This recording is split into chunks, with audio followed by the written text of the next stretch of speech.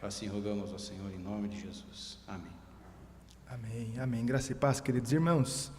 Nós já estamos alguns domingos, estudando o livro de Atos, e nós estamos chegando no capítulo 14. E o final do capítulo 13, nós vemos ali Paulo e Barnabé sendo expulso da cidade.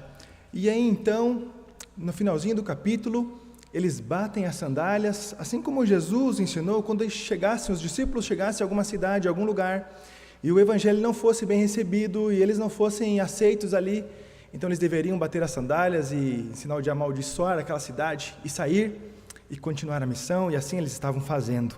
E quando nós olhamos para a hostilidade da cidade de Antioquia, nós olhamos para o século 21, olhamos para a cidade de Curitiba, olhamos para o nosso país, olhamos para este mundo e vemos que a hostilidade contra o povo de Deus, contra aqueles que são parecidos com Jesus, ainda continua a mesma.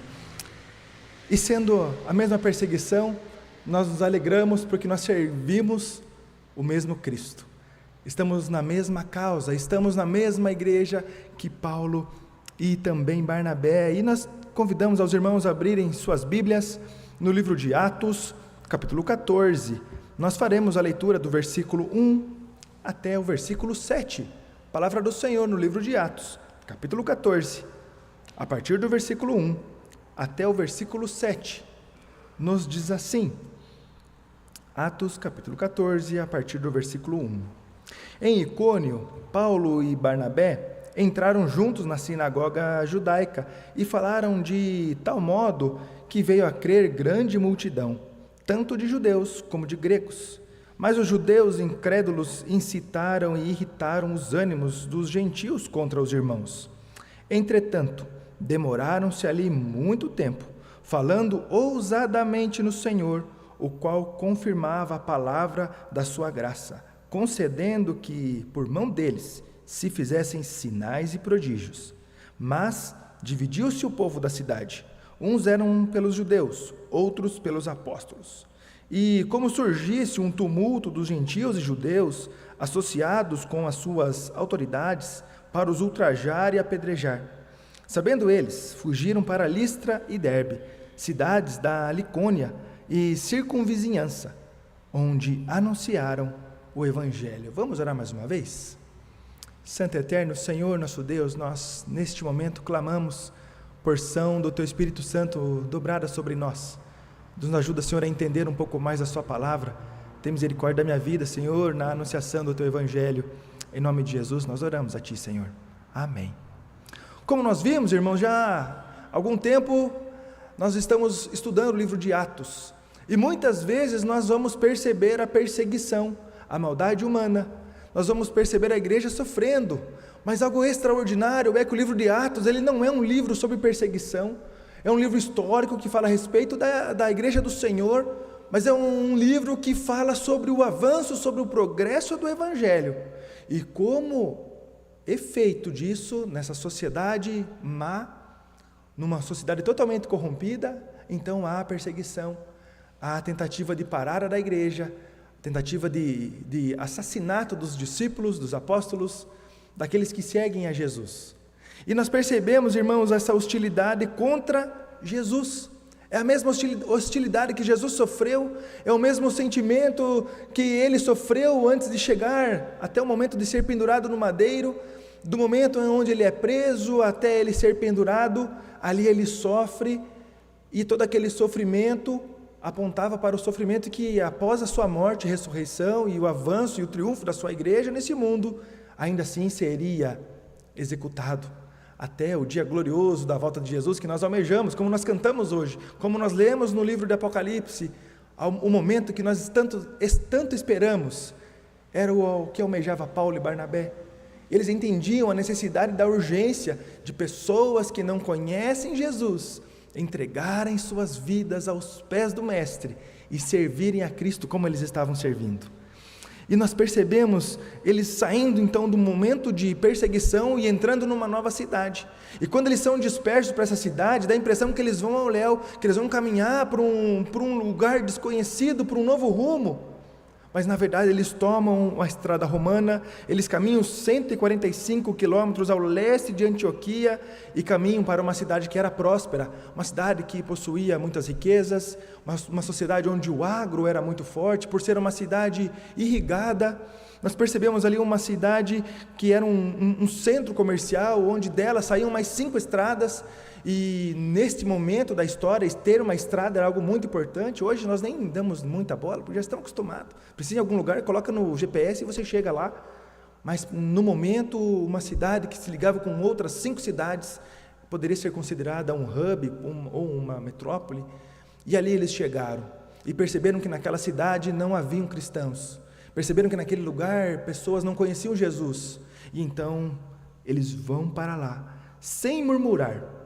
Eles vão para lá, apesar de ter batido as sandálias, no final do capítulo 13, eles chegam com toda a coragem e intrepidez para pregar o Evangelho, independente do momento que estavam passando, ainda que com a tristeza, com o desânimo não, mas com uma certa dor no coração, por conta da perseguição, deles estarem fazendo o bem, levando a boa nova e sendo perseguido, expulso. Eles estavam ali mais uma vez, se colocando perante o Senhor para pregar. E isso é algo que deveria chamar a nossa atenção, em sermos discípulos de Jesus, independentemente do momento da vida que nós estamos passando, independentemente se nós estamos sendo perseguidos, se nós estamos sendo chacoteados, se nós estamos sendo deixados de lado, se nós não estamos recebendo o valor que talvez eu entendesse que eu deveria receber. Independente do momento, o discípulo de Jesus, ele fala a respeito do seu mestre.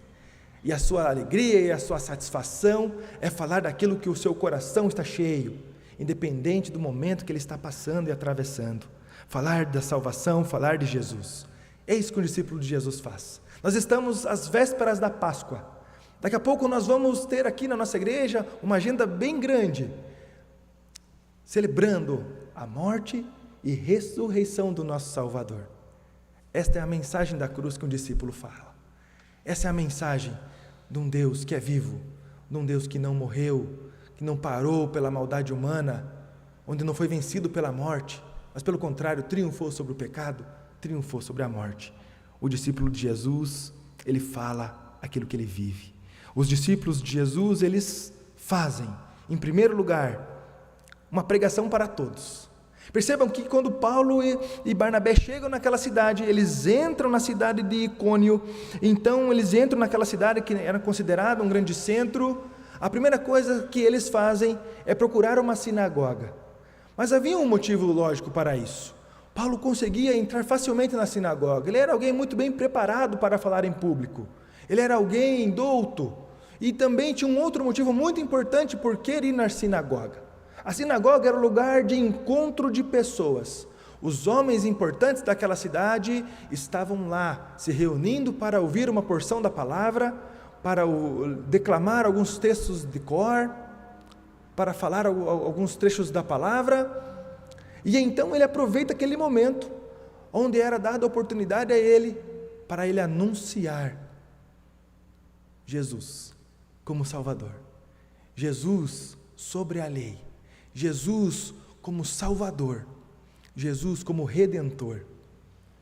Percebam que é intencional a chegada deles naquela cidade, é intencional a ida dele para a sinagoga, eles vão para lá para falar de Jesus. John Stott diz que, como de costume, os missionários Paulo e Barnabé foram para a sinagoga, mas é evidente que não era dirigida somente para judeus.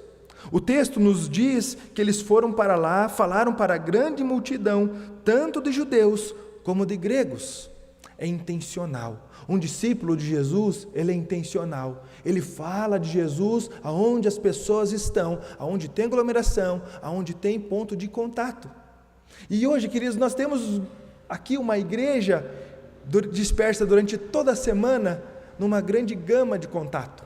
Nós temos aqui pessoas que estão em empresas, pessoas que estão em escolas, pessoas que estão trabalhando de forma autônoma, que estão na rua, pessoas que estão trabalhando em diversas funções e que todo o tempo estão conversando com alguém, e eu tenho certeza que todos nós, em algum momento do dia, da semana, algum momento você vai encontrar com alguém que não conhece Jesus.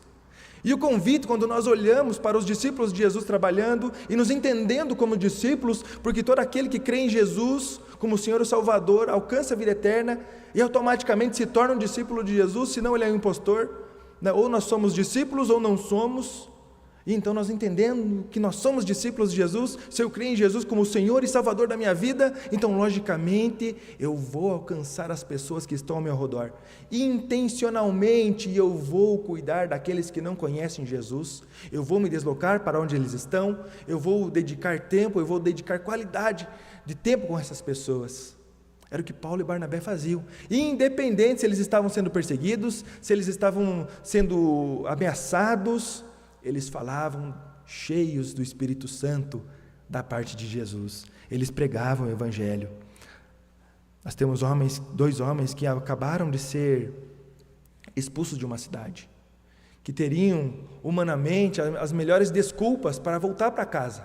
Fala, Senhor, no teu nome eu tentei, a minha parte eu fiz, eu fui lá, fui expulso, então agora eu vou voltar a fazer o que eu fazia antes. Eles até tentaram voltar a fazer o que eles faziam antes, quando Jesus morreu na cruz. E então, a partir do caminho de Emaús, Jesus vai lá e chama eles novamente. Jesus encontra com eles na praia, manda jogar a rede do outro lado, eles voltam lá, tem um peixinho na brasa para eles, e então eles entendem a missão, entendem que Jesus ressuscitou. Jesus mostra a mão furada, coloca o dedo aqui, Tomé, então agora você entendeu que você é um discípulo meu, e que você vai viver para mim.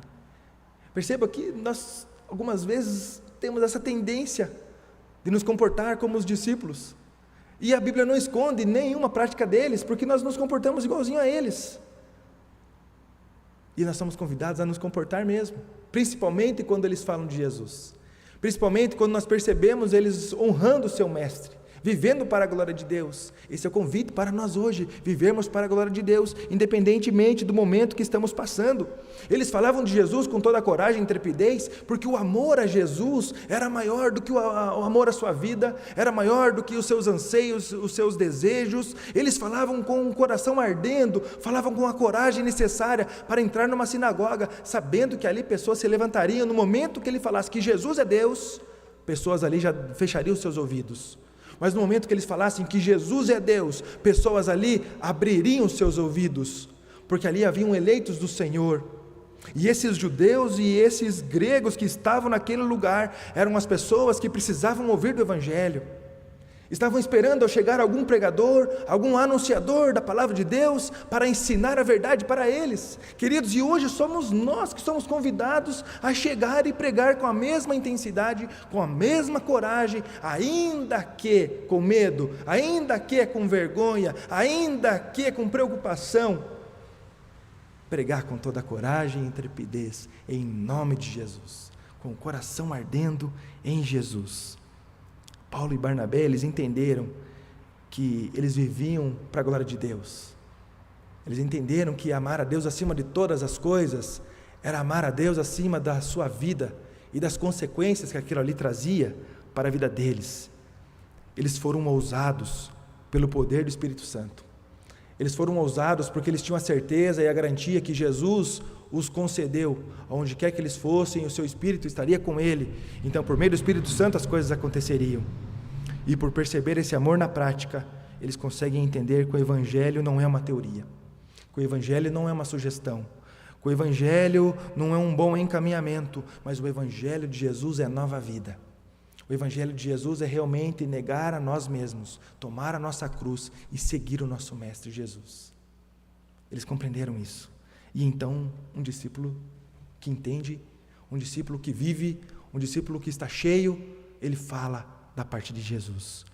Os discípulos de Jesus têm, em segundo lugar, a perseverança pela palavra de graça.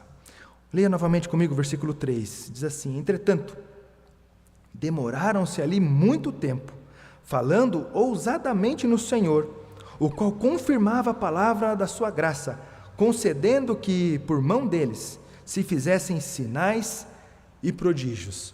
Eles estavam ali insistindo naquela cidade, estavam demorando ali.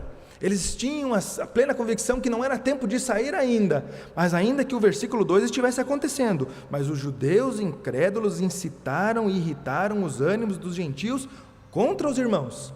E na continuação do texto nós vamos perceber que esse movimento vai se intensificar mais ainda.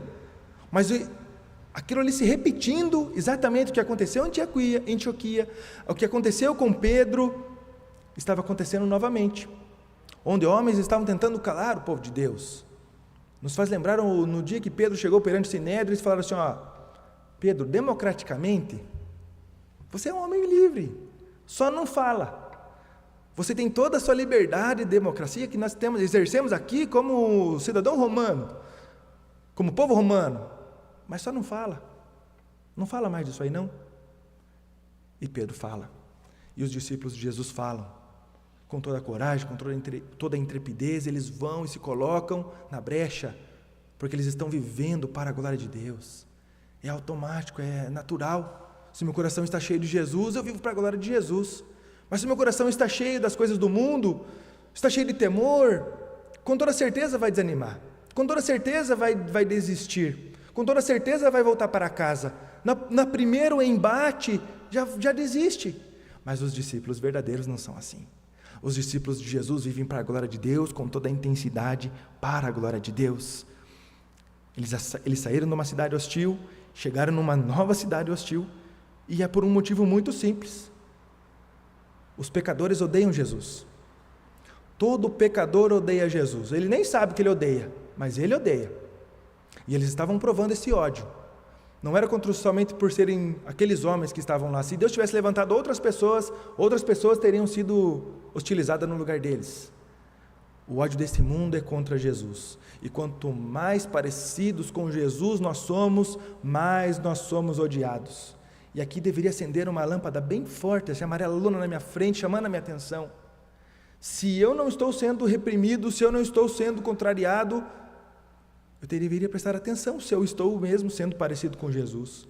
Porque quanto mais parecido com Jesus, mais nós somos odiados.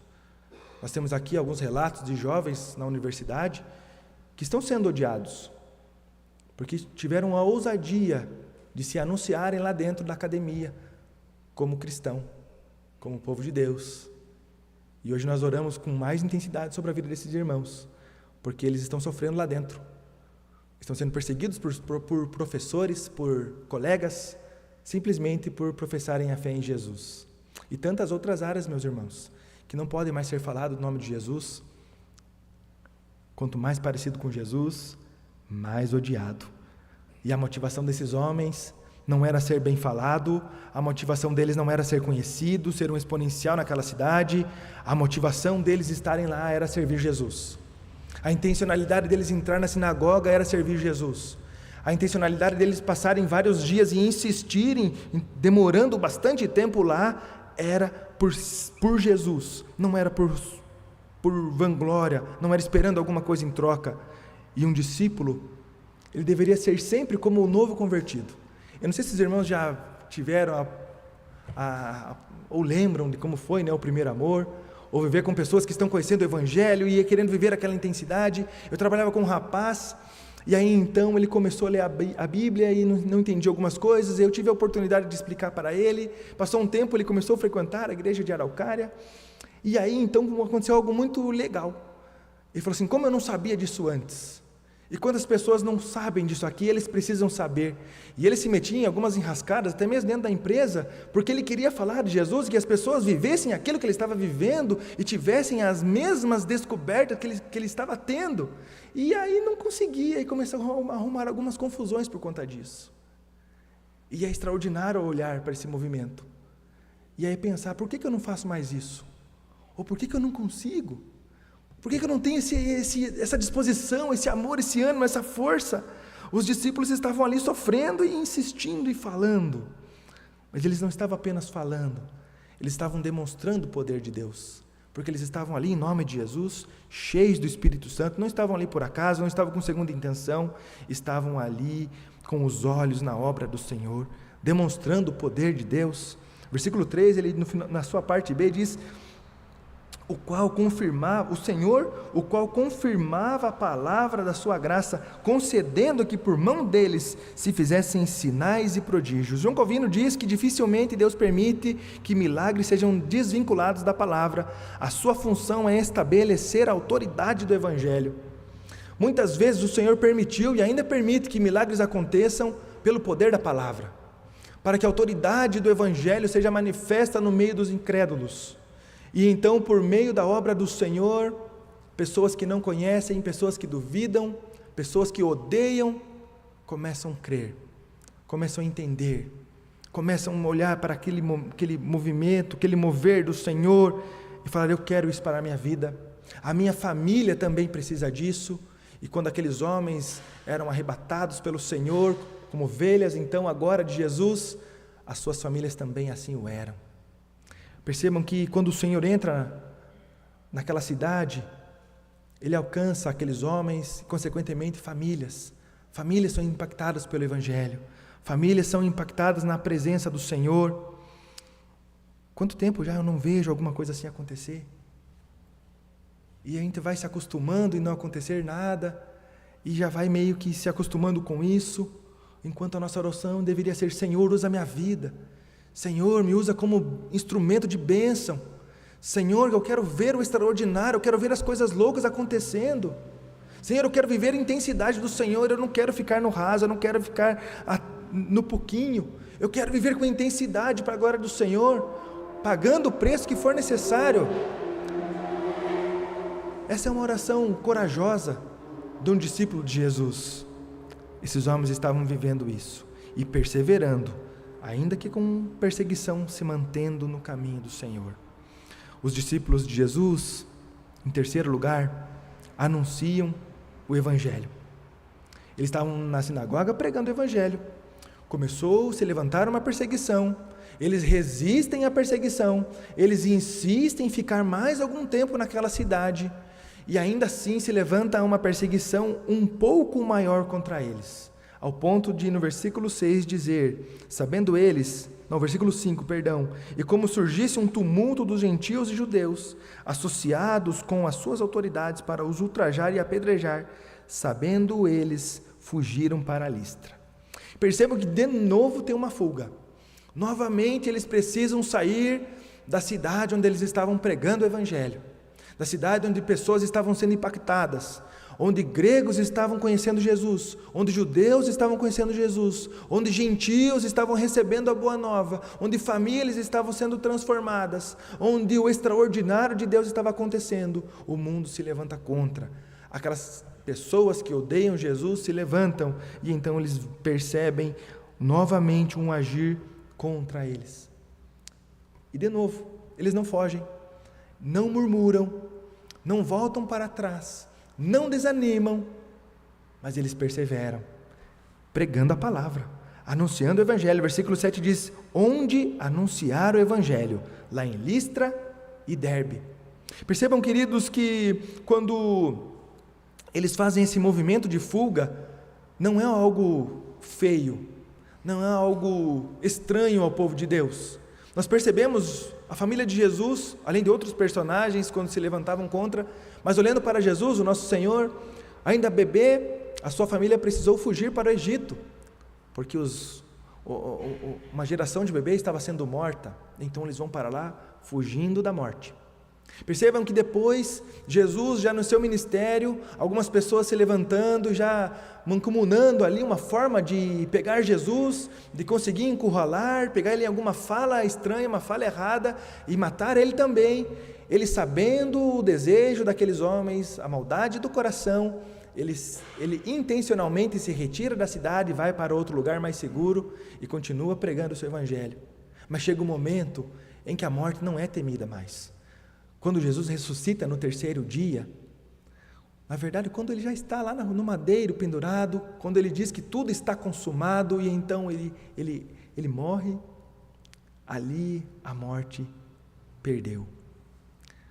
O dia que Jesus morre e no terceiro dia ressuscita, nós comemoramos a Páscoa, a passagem da morte eterna para a vida eterna. E o discípulo de Jesus, ele não tem medo da morte. Um discípulo de Jesus, ele vai falar assim, que morrer é lucro, e o viver é Cristo. A morte é somente uma consequência, mas ela não é o fim. E os discípulos de Jesus sabiam disso. Estevão, quando estava sendo apedrejado, vê os céus abertos, e não se preocupou em morrer, porque ele estava vendo Jesus, à destra do Pai. Na sua morte, ele continuou pregando o Evangelho. E nesse momento, eles saem para pregar o Evangelho em outra cidade. E quanto mais eles eram perseguidos, mais a igreja do Senhor avançava, mais pessoas eram conhecidas. Não é algo feio, não é algo errado fugir, é até algo importante ter a sabedoria do momento de falar. O que nós não devemos é ter o medo de falar, ou deixar de falar, deixar de ser intencional, é anunciar o Evangelho a toda criatura, a todos que estão à nossa volta. Quantos amigos que nós amamos tanto, e nós falamos assim, ele só tem um defeito, só um, ele não crê em Jesus, mas ele é uma pessoa muito boa, muito ética, é uma pessoa muito legal, é uma pessoa que eu gosto muito, que eu tenho uma grande estima. Pena que não conhece Jesus, pena que ele só não tem nada, pena que ele é o mais vazio do mundo. E a responsabilidade de chegar com a boa nova é nossa, é minha, é sua, de pregarmos o Evangelho com a mesma intrepidez que todos os discípulos pregaram, porque nós falamos da parte do Senhor. Nós nos mantemos no plano inicial, onde Jesus está subindo aos céus e fala, ide, vocês são meus discípulos, vocês são minhas testemunhas, vão e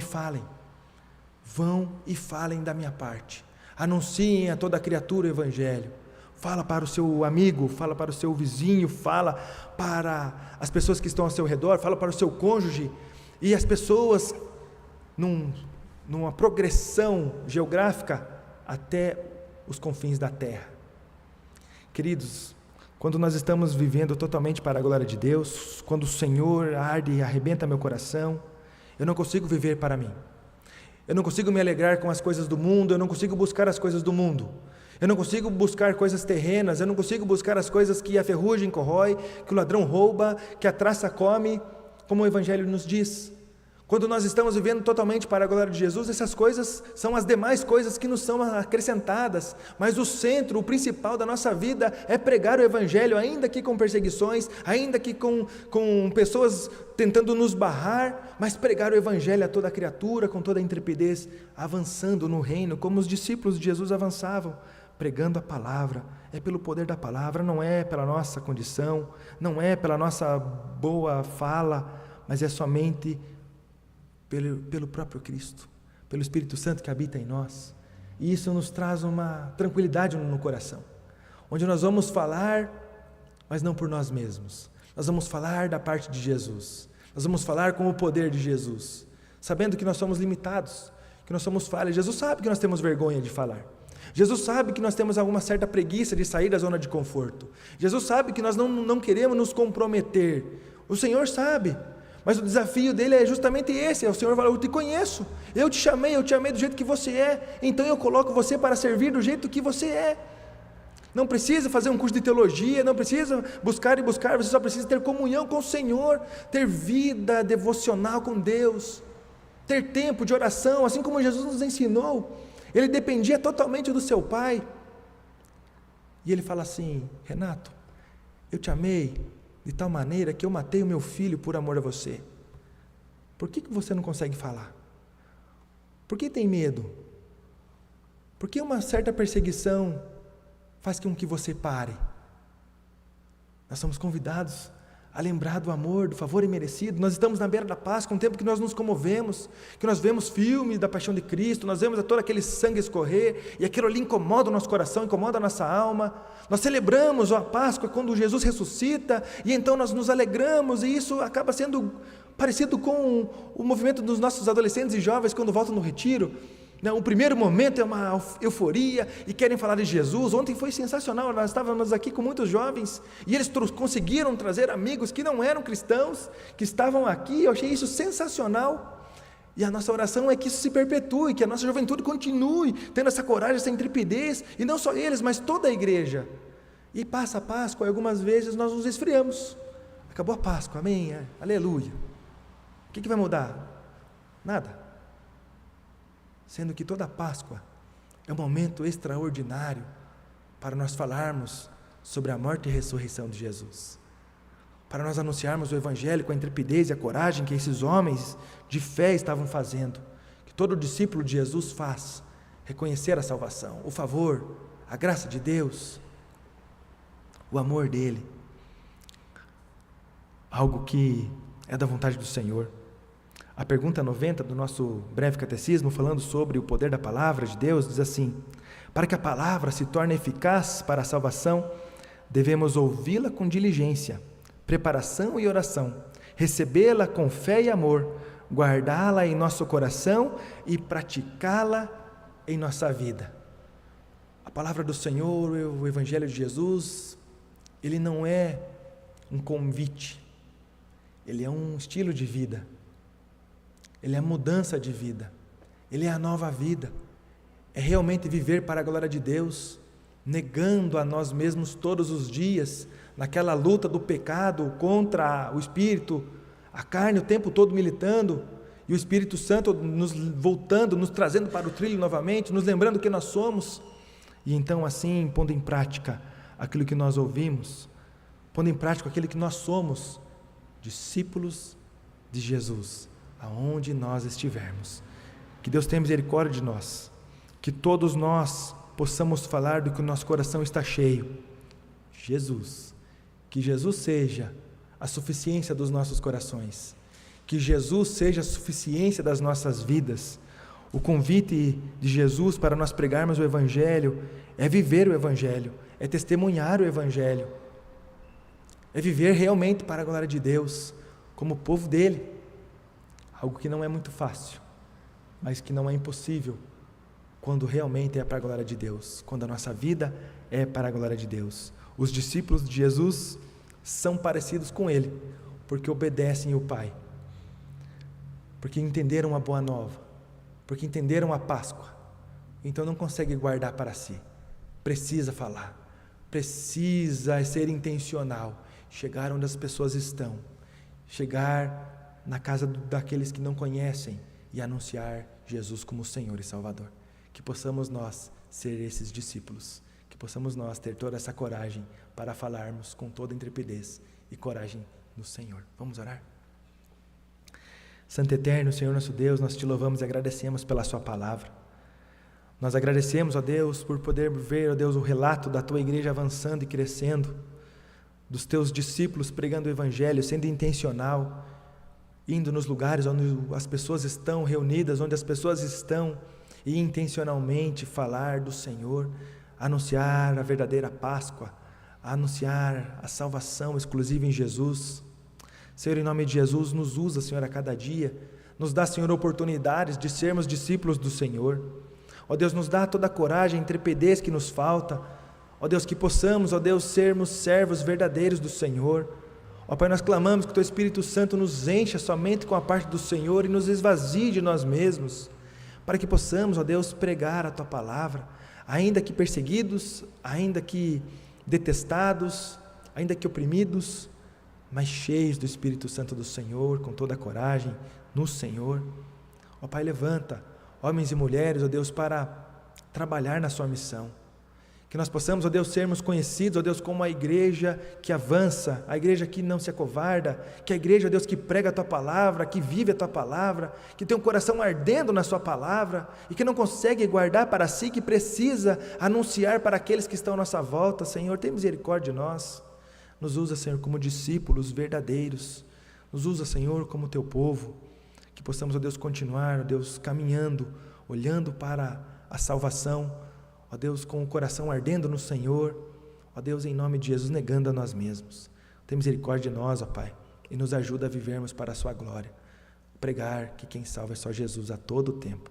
Em nome de Jesus. Amém. Amém. Que Deus nos abençoe. Convidamos a todos